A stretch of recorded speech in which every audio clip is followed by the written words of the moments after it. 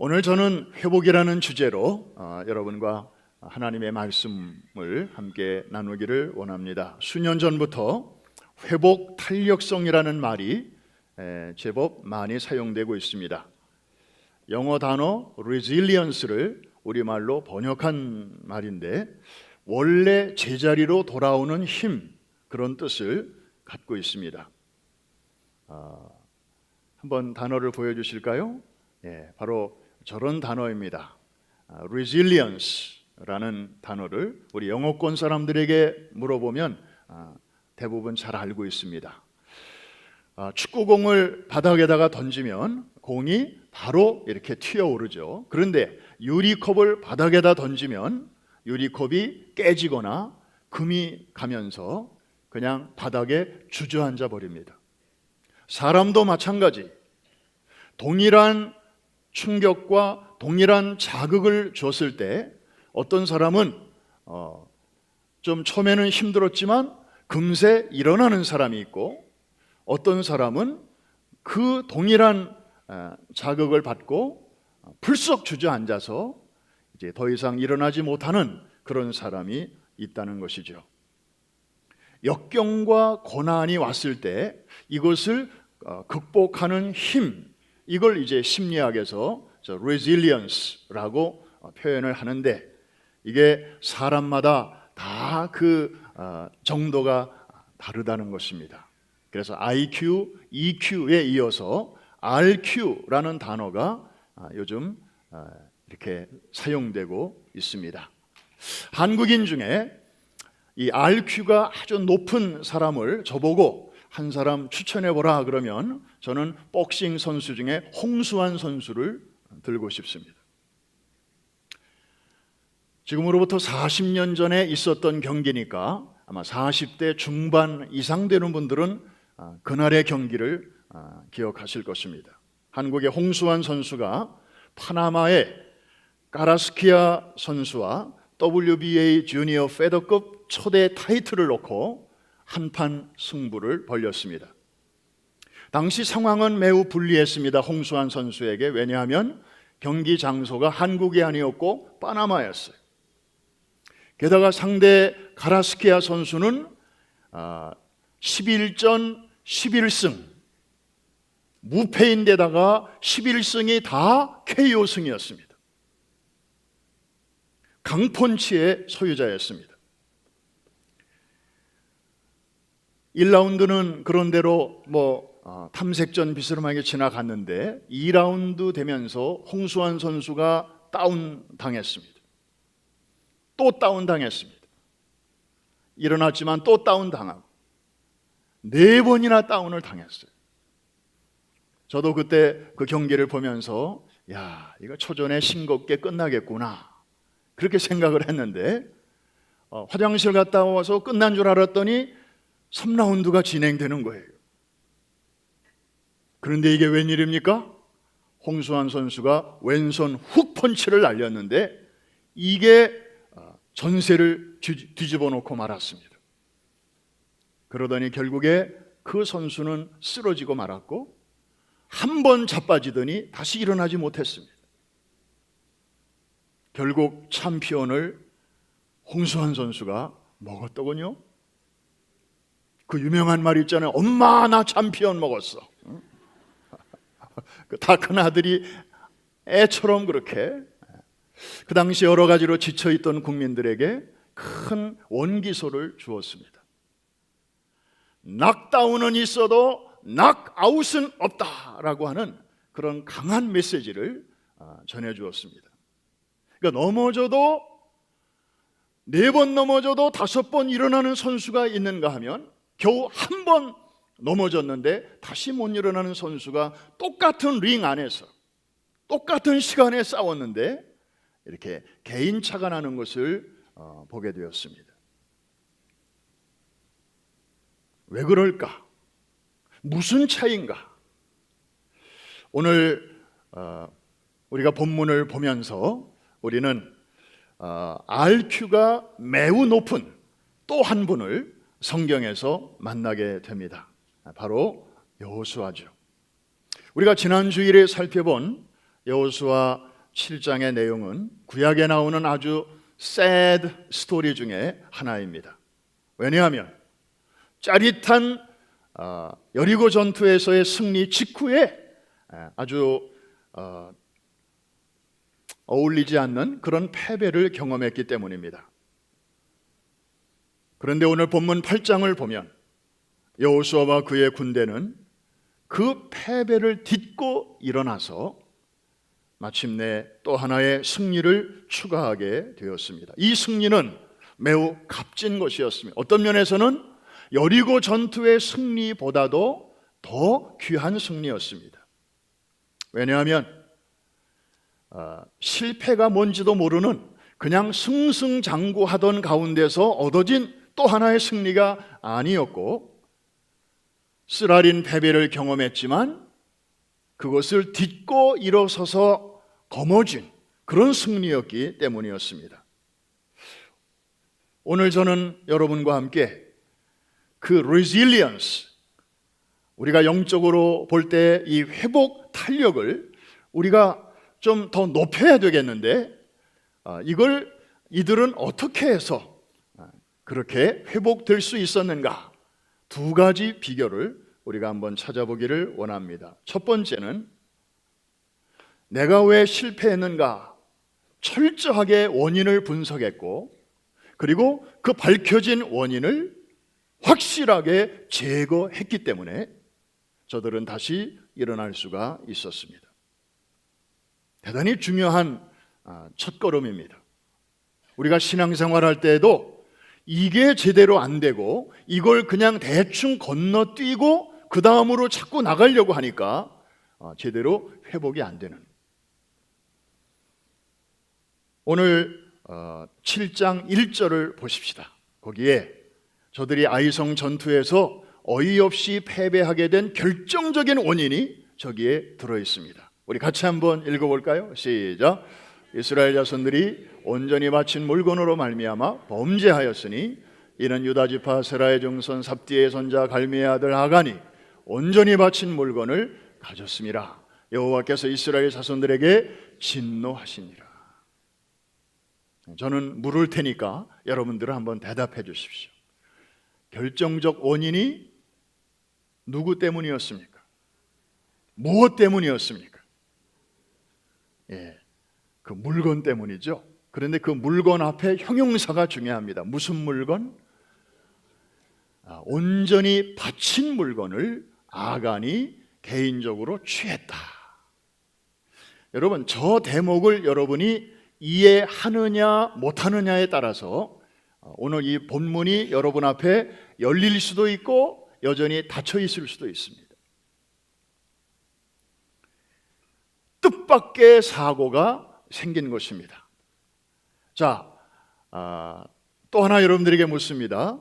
자, 아간이 그 물건을 이렇게 이제 취해서 자기 집에다 감췄는데 저것은 여리고 전투에서 취한 것입니까? 아니면 아이성 전투에서 취한 것입니까?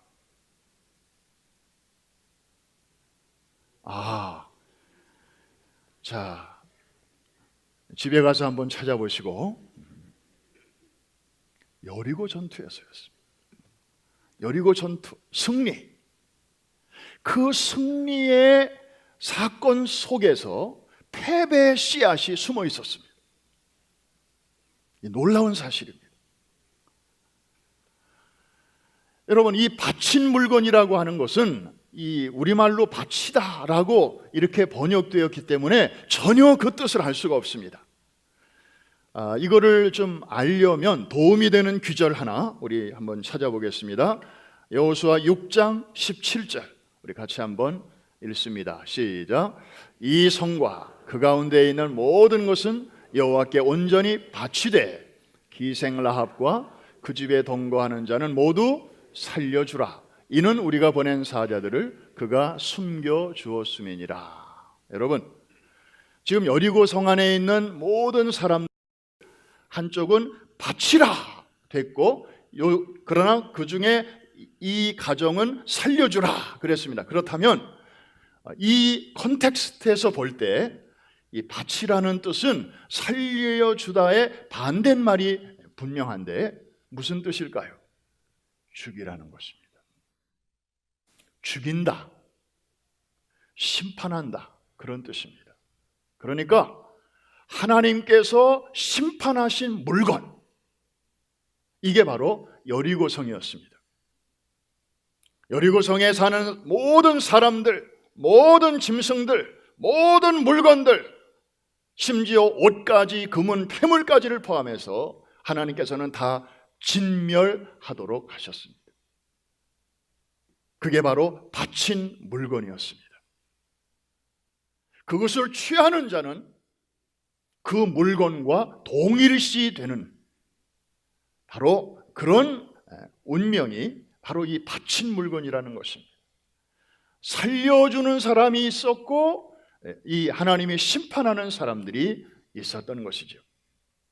그러니까 아간이 물건 몇 개를 취했다, 이 사건은 단순한 도둑질을 했다, 그런 사건이 아니고 하나님께서 심판하신 것을 취하는 그 이상의 행동을 하게 된 것입니다. 죽은 물건에 손을 대는 게 도대체 무슨 의미가 있는가? 민수기 6장을 참고로 보면 거기에 나실인에 대한 규례가 나오고 있습니다. 3가지를 금하라 그랬죠. 그 중에 하나가 시체에 손을 대지 말라는 것입니다. 여러분들도 민수기 읽으시면서 좀 특이하다 그랬었을 것입니다. 여러분, 나실인은 하나님께서 구별하신 사람들입니다. 하나님은 생명의 주인이십니다. 그래서 하나님의 사람은 그 생명 안에서 사는 사람들이에요. 그런 사람들이 오늘날 바로 그리스도인들이죠. 그리스도의 생명을 가지고 사는 사람, 그냥 교회만 왔다 갔다 하는 사람이 다 그리스도인이 아니고 하나님의 영이 그 안에 머물러 있는 사람이 그리스도인이라고 로마서 8장 9절에 말씀하고 있습니다. 그러니까 이 생명을 모시고 사는 사람은 생명의 세계 안에서 살아야 되는 것입니다. 이 죽은 물건을 이렇게 손을 대서는 안 되도록 하나님께서 말씀하셨어요. 이게 나실인의 규례입니다. 왜냐하면 우리가 영적으로 말하면 예수 그리스도께서 우리의 모든 그 죄와 죄의 결과인 죽음의 문제까지도 다 이제 멀리 옮겨 주셨기 때문에 더 이상 이 우상 숭배로 인한 그런 죽음의 세계와는 터치하지 않고 생명의 세계를 누리며 살도록 그렇게 말씀해 주신 것이에요. 그리고 이거를 언약으로 맺으시면서 너희가 그렇게 살면 나는 너희의 하나님이 되고 너희는 영원히 내 자녀가 되리라. 그런데 아간이 범한 죄는 단순히 물건을 훔친 그게 아니고 이 하나님과 이스라엘 백성 사이에 세워진 이 언약을 깼다는 것입니다. 예를 들어서 부부가 서로 서약을 하고 결혼을 해서 사는데 그 약속을 잘 지켜야 이제 행복한 결혼 생활을 하는 게 아닙니까? 그런데 그 중에 어느 한편이 바람이 났어요. 다른 사람이 생겼어요. 그런데 그 죄책감 때문에 다이아 반지를 사가지고 이렇게 갖다 준들, 그게 진정한 사랑의 증표겠습니까? 이미 마음이 딴 쪽으로 가 있는데, 그러니까 그 다이아는 괜히 값만 비싼 거지 그 의미는 하나도 없는, 사랑과 언약이 없는 그냥 죽은 물건이라 말이죠. 아간은 그 언약이 빠져버린, 사랑이 빠져버린, 우상에게 드려진 여리고성에 그 하나님이 심판해버린 그 물건을 하나님의 백성임에도 불구하고, 하나님과의 언약 관계에 있음에도 불구하고 그것을 탐나서 취했다고 하는 것이 하나님의 진노를 샀던 것입니다. 저는 이 말씀을 묵상하면서 마치 그것은 이와 같은 게 아닐까 생각을 하게 되었는데, 노아의 홍수 때 배는 둥둥 떠 있고 배 안에는 생명이 있고 배 바깥은 홍수 심판을 받아서 다 시체들이 둥둥둥둥둥둥 떠 있습니다. 그런데 예를 들어서 노아가 배가 고프다고 해서 그 둥둥 떠 있는 그 시체를 배 안에다가 실었다. 이거 좋은 일입니까? 그 가죽이 탐이 나서 시체를 배 안에다가 실었다. 맞지 않는 일이겠죠? 그것 때문에 이 살아있는 생명의 세계인 노아의 방주 안에는 복잡한 일들이 일어나게 될 것입니다. 시체가 썩은 냄새가 날 것이고, 그리고 거기서 막 병균이 돌아다닐 것이고, 그러니까 노아는 그렇게 안 했죠.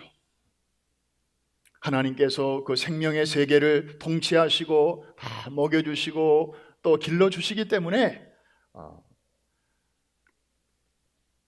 그 바친 물건을 취하지 아니했던 것이죠. 여러분, 더 놀라운 사실은 아간이 범죄한 것 때문에 하나님께서는 아이성에서 일하지 않으셨어요. 범죄는 한 사람이 했는데 그 대가는 공동체가 받았어요. 오늘 다시 7장 1절을 한번 비춰주시겠습니까? 저기 보면 아간을 소개할 때 장황하게 그의 그 패밀리 백그라운드를 소개하고 있습니다. 다시 한번 읽으면서 왜 하나님이 저렇게 하셨을까 한번 생각해 보시기 바랍니다. 시작.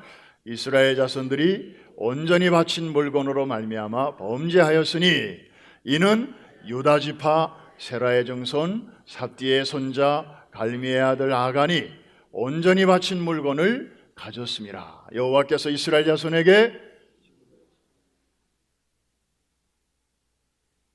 아간이 범죄했는데 하나님이 진노는 누구에게 하셨어요?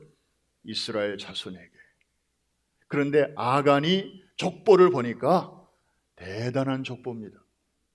유다 지파입니다. 유다 지파.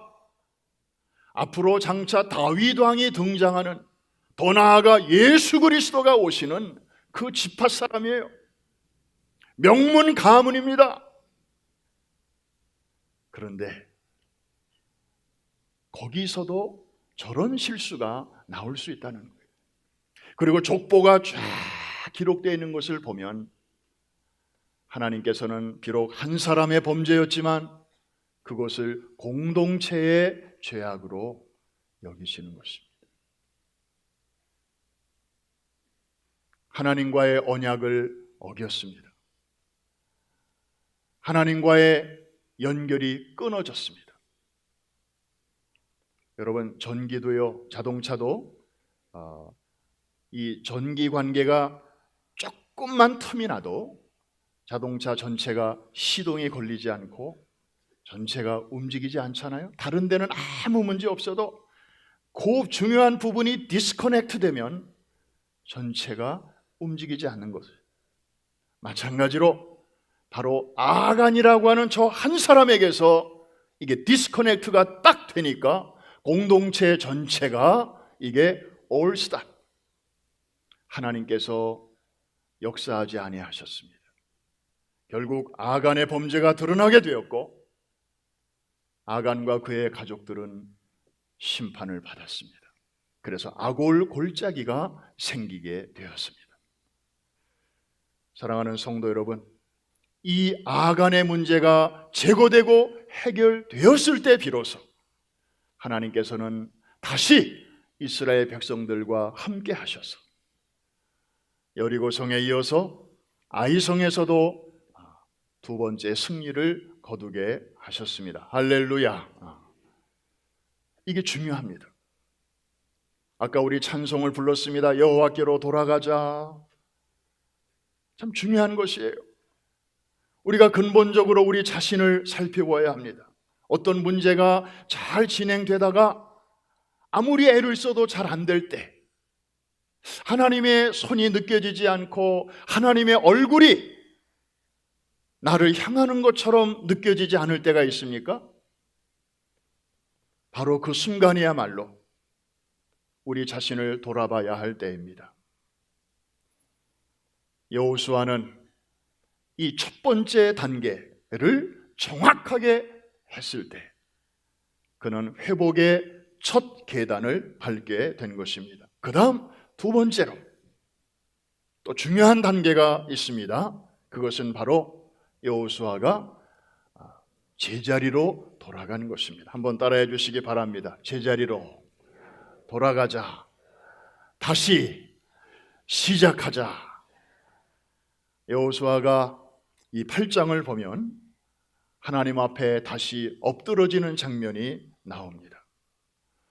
그는 여리고 전투를 앞두고 그렇게 했었습니다. 그런데 이상하게 아이성 전투를 앞두고는 생략했습니다.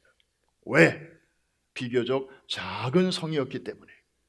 그리고 정탐꾼의 보고에 의하면 여리고성의 10분의 1 정도밖에 안 되는 그런 작은 성이기 때문에 2,000명이나 3,000명만 군인을 보내도 넉넉히 이길 수 있습니다 라는 그런 정보를 그냥 받아들였기 때문에 다 생략했습니다. 이제 큰 코 다친 여호수아가 하나님 앞에 겸손하게 엎드러지게 되었을 때 하나님께서는 다음과 같이 위로와 격려를 보내주셨는데 우리 8장 1절 같이 한번 보겠습니다. 시작. 여호와께서 여호수아에게 이르시되 두려워하지 말라 놀라지 말라 군사를 다 거느리고 일어나 아이로 올라가라. 보라 내가 아이 왕과 그의 백성과 그의 성읍과 그의 땅을 다 내 손에 넘겨 주었으니. 한번 따라해 주실까요? 두려워 말라 놀라지 말라. 여러분, 저 말씀은 여호수아에서 어딘가에 한번 나왔던 말씀이죠. 여호수아 1장에 보면 모세가 죽은 다음에 여호수아가 갑자기 큰일을 맡게 되었을 때 하나님께서 그를 위로해 주시고 격려해 주실 때 하셨던 말씀입니다. 비록 범죄하였었지만 그가 다시 제자리로 돌아올 때, 그리고 겸손한 마음으로 하나님 앞에 엎드려졌을 때 하나님께서는 돌리셨던 고개를 다시 여호수아에게 향하시면서 위로해 주셨습니다. 그리고 여호수아는 예전처럼 다시 하나님의 작전을 기다렸습니다. 하나님이 그에게 주신 작전은 여리고 때와는 전혀 다른 것이었습니다. 지난번에 여리고 때 그렇게 해서 우리가 재미 봤잖아, 이번에도 그렇게 하면 되겠지, 갑시다 하고 나가지 않았습니다. 하나님의 작전 지시를 기다렸습니다. 지난번에는 성을 한 바퀴씩 돌고 마지막 날에 함성을 지르라 하셨는데 이번에도 그런 말씀을 하실 줄 알았더니 아니었습니다. 군대를 본대와 매복부대로 둘로 나누라. 그리고 본대가 가서 싸우다가 지는 것처럼 해서 도망가라. 그러면 저들이 성 밖으로 나올 것이다. 그러면 매복부대가 그때 성 안으로 들어가 성을 불을 질러라. 그러면 저들은 이제 당황하게 될 것이고, 그리고 양쪽에서 협공을 해서 아이성을 물리쳐라. 전혀 다른 작전 지시가 여호수아에게 내려진 것입니다. 아까 8장 1절 말씀 다시 한번 보여주십시오. 여기에 하나님께서 여호수아에게 주신 말씀 중에 중요한 단어 하나가 있습니다. 두려워하지 말라, 놀라지 말라. 그 다음 제가 묻습니다. 군사를 몇 명 정도 거느리고 올라가라? 다 거느리고 올라가라. 다라고 하는 말은 어느 전투에 동원됐던 것처럼 여리고 전투 때 다 동원됐던 것처럼 비록 아이성이 작은 성이긴 하지만 다 군사를 총동원시켜라. 놀라운 말씀입니다. 하나님은 왜 백성들에게 저것을 요구하셨을까요? 상대가 힘이 크든 작든 하나님만을 변함없이 의지하고 전심으로 하나님의 도움을 의지하면서 믿음으로 싸우기를 바라셨기 때문에 하나님께서는 저런 명령을 하신 것입니다. 지난번에 아이성 전투에서 1차 전투에서 왜 패했습니까? 백성들이 승리에 도취한 나머지 순간적으로 하나님을 잊어버렸습니다. 자기들이 해냈다고 자축하고 있었습니다. 하나님이 빠져버리니까 자기들만 남았잖아요. 그래서 우리가 다 올라갔으니까 여리고성을 이기지 않았는가? 그렇다면 아이성은 작으니까 조금만 올라가도 이길 수 있겠다. 여러분, 하나님이 은혜로 도와주셨으니까 이긴 건데 어느 순간에 이거를 싹 잊어버리고 하나님을 빼버리고 은혜의 논리로 해석해야 할 사건을 어느새 힘의 논리로 해석하고 있었습니다. 우리도 예외는 아닙니다. 우리가 뭘 해낼 때마다 우리도 이런 유혹에서 결코 자유롭지 않습니다. 우리의 언어 속에, 우리의 생각 속에 어느새 하나님을 밀쳐내고 내가 했지, 우리가 했지, 우리니까 했지. 이게 바로 아이성 전투의 약점이었습니다. 사랑하는 성도 여러분, 오늘 이제 말씀을 정리하면서 우리는 신앙생활을 할 때 두 가지 면이 조화를 이루어야 합니다. 하나는 작은 일도 크게 볼 줄 알아야 합니다. 왜냐하면 하나님은 이 사람이 작은 일을 어떻게 처리하나를 보시고 더 큰 일을 맡겨주시기 때문입니다. 요셉이 어린 나이에 외국에 팔려가서 남의 집에서 이제 종으로 있었지만 워낙 성실하게 그곳에도 하나님이 계심을 인정하고 비록 부모는 보이지 않았지만 하나님은 그 자리에 계심을 요셉은 믿었기 때문에 보이지 않는 하나님을 보는 것 같이 하면서 주어진 일을 성실하게 잘 하다 보니 나중에 하나님께서는 그 요셉을 한 나라의 총무로 그렇게 올려주시지 않았습니까? 스가랴서 4장 10절 말씀 거기 보면 우리에게 선지자가 이렇게 경고하고 있습니다. 작은 일의 날이라고 멸시하는 자가 누구냐? 멸시하지 말라는 것입니다. 한번 따라해 주시기 바랍니다. 작은 일의 날이라고 멸시하는 자가 누구냐? 하나님 앞에서는 우리끼리 있을 때는 작다 크다 말할 수 있지만 하나님 앞에서는 작은 일, 큰 일 따로 없는 것입니다. 그러므로 우리가 해야 할 일은 큰 일이든 작은 일이든 하나님의 은혜 없이는 우리가 결코 해낼 수 없음을 고백하면서 겸손하게 그분 앞에 엎드러지고 하나님의 인도를 받을 때에 이번에는 이렇게 작전을 내려주시고 저번에는 또 저렇게 작전을 내려주심으로 그 싸움에서 우리가 시행착오를 겪지 않고 잘 해낼 수 있도록 도와주시는 줄로 믿습니다. 작은 일을 크게 여길 줄 아는 그런 안목 플러스 큰 일도 작게 볼 줄 아는 그러한 안목이 또한 우리에게 필요합니다. 살다 보면 때 아닌 어려운 일을 만날 수 있습니다. 충격적인 일을 만날 수 있습니다. 질병을 통해서도 올 수 있고 교통사고를 통해서도 올 수 있고 재정적인 문제를 통해서도 위기가 찾아올 수 있습니다. 그게 나한테는 큰일이지만 하늘과 땅과 그 가운데 있는 모든 만물을 창조하시고 죽은 자를 살리시고 없는 것을 있는 것 같이 부르시고 바랄 수 없는 중에도 능히 바라게 하시는 전능하신 하나님한테까지 그것이 큰 일일 수는 없습니다. 기적이라고 우리가 말하는 것이 우리에게나 기적이지 하나님한테까지 기적이겠습니까?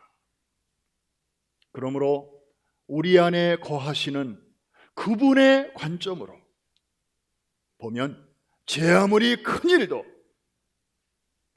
작게 보일 수밖에 없는 것이 하나님의 자녀들의 특권인 줄로 믿습니다.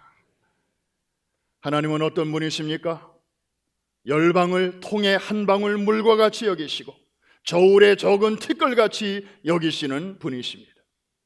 그런 분에게는 여러분이 지금 아이고 큰일 났네 하는 그 큰일도 마치 없는 거와 같은 작은 먼지와도 같은 그런 일일 것입니다. 그러므로 우리는 큰일 앞에서도 의연하게 잘 대처해야 될 줄로 믿습니다. 여리고 전투가 바로 백성들에게 그것을 가르쳐주는 그런 교실이 아니었습니까? 자신들의 힘으로는 할 수 없는 그런 전투였지만 하나님을 앞장 세우고 법궤를 앞세우고 그렇게 나갔을 때 하나님의 능력 앞에 힘없이 무너진 것을 저들은 보았습니다. 사랑하는 성도 여러분, 오늘 본문은 분명히 쓰라린 실패의 기록이었습니다. 그러나 그 결말은 비극으로 끝나지 않았습니다. 그들은 다시 일어났습니다. 공처럼 저들은 다시 튀어 올랐습니다. 유리잔처럼 깨져버리지 않았습니다. 왜 그랬을까요? 저들 속에 하나님과의 언약, 하나님과의 약속을 어기고 우상에게 바쳐진 그 더러운 물건을 취한 그 문제가 발견되었을 때 그것을 제거하였고, 그리고 지도자로부터 백성에 이르기까지 처음의 자세로 돌아가게 되었을 때 아이 성도 결국은 여리고 성처럼 정복되고 말았습니다. 사랑하는 성도 여러분, 전화기가 문제가 생겼을 때 스토어에 갖고 가면 그분들이 하는 작업이 있습니다. 이리 하다 안 되고 저리 하다 안 되면 리셋이라는 것을 시킵니다. 다시 처음 단계로 기계를 돌아가게 하는 거죠. 그래서 프로그램 다시 깔고 데이터를 다시 집어넣으면 그 안 돌아가던 기계가 그때부터 잘 또 돌아가게 됩니다. 우리가 영적인 회복에도 리셋이 필요합니다. 하나님의 말씀 앞에서 우리 자신을 리셋할 때 비록 더디게 보일지라도 후퇴하는 것처럼 보일지라도 하나님의 능력으로 얼마든지 다시 앞서갈 수 있도록 우리를 도와주실 줄로 믿습니다. 여리고성 전투에서도 승리하고 아이성 전투에서도 방심하다가 패배를 경험하지 않고 축복의 중심부를 향해서 금년에도 한 걸음씩 한 걸음씩 나아가는 우리 프라미스 교회 성도들 되시기를 주의 이름으로 축복합니다.